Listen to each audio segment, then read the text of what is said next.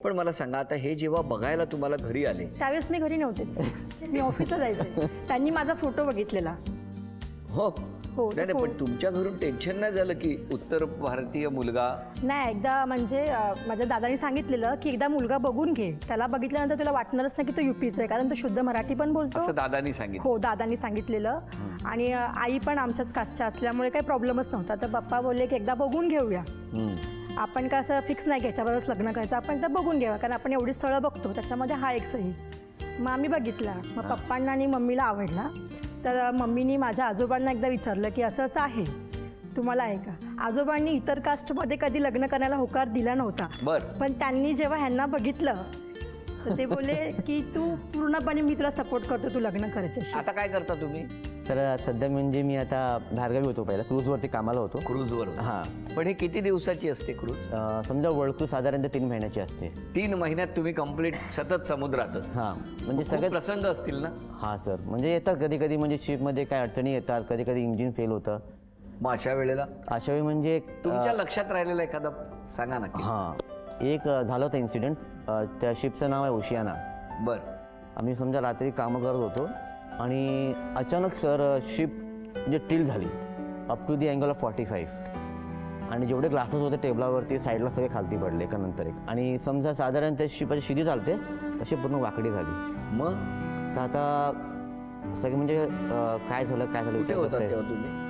आम्ही जात होतो UK वरून US ला, आणि तो डिस्टन्स कव्हर करण्यासाठी माणसाला 7 दिवस लागतात बाय शिप.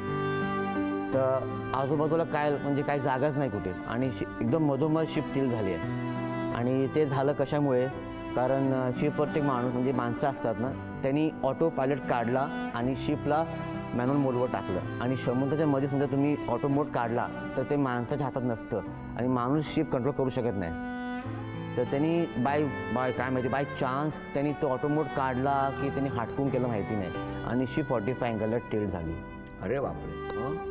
तर त्या बाय लक तिकडं कोणतरी म्हणजे एक फर्स्ट ऑफिसर होता, त्यांनी त्या क्षणाला ऑटो मोड दाबला आणि त्या कम्प्युटरनी परत शिप खेचली आणि परत 0 मोडला आणली, म्हणजे बाय वर्टिकल पोझिशनला आणली. अरे बापरे, नाहीतर ॲक्सिडेंट झाला असता. लय मोठं सर, म्हणजे अख्खीची अख्खी शिप डुबली असते.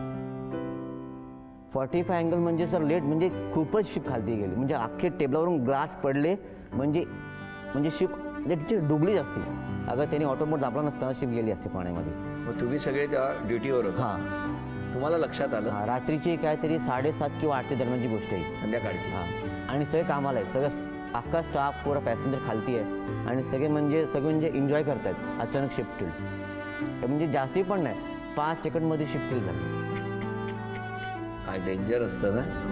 तेव्हा तुमचं लग्न ठरलेलं होतं? नाही. पण नंतर आलात तुम्ही? हां, म्हणजे मी शिपवरून घरी आलो, आणि मला वाटतं तो कुठला 2012चा वर्ष होता.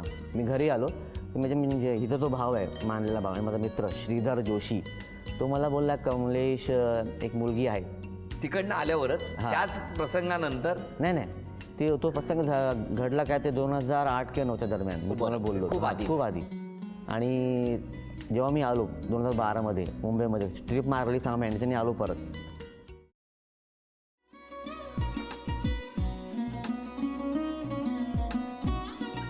लावू का? असाच लावू ना.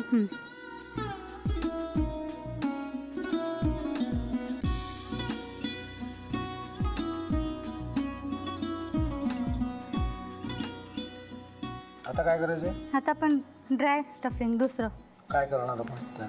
आपण ह्याच्यात मेयोनीज न टाकता बाकीचे सगळे साहित्य टाकायचे. अच्छा, हे सगळं. ऋतू, माझा तर विश्वासच बसत नाहीये.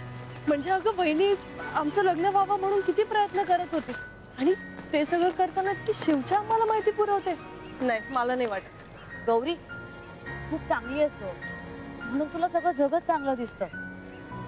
पण शिव उगाच बोलला असेल का? त्याच्यावर विश्वास नाहीये का तुझा? शिववर पूर्ण विश्वास आहे मी माझा. पण तो आता हे जे काही करतोय ना, म्हणजे निशा बहिणी समोर त्या राधिका सोबत फिरण्याचं नाटक वगैरे, ते त्याचा काही उपयोग होणार नाहीये. अगं असं कसं म्हणतो? अगं निलिमा, जतीन भाईंचा कॉल आहे. हो माहितीये. रिसीव कर ना. अगं बघ, कट झाला. आता तू रिसीव्ह केला नाहीस म्हणून ते मला करतील. अबा पुन्हा आला बघ. घे बघू. पण हे एक ना एक दिवस घडणारच होतं. आता मला कळलं तुम्ही 2 दिवस झाले काय सांगत होता ते. बनू हे संकेत असतात आणि हे ठरवून येत नसतात. मी बाहेर तुमची वाट बघते.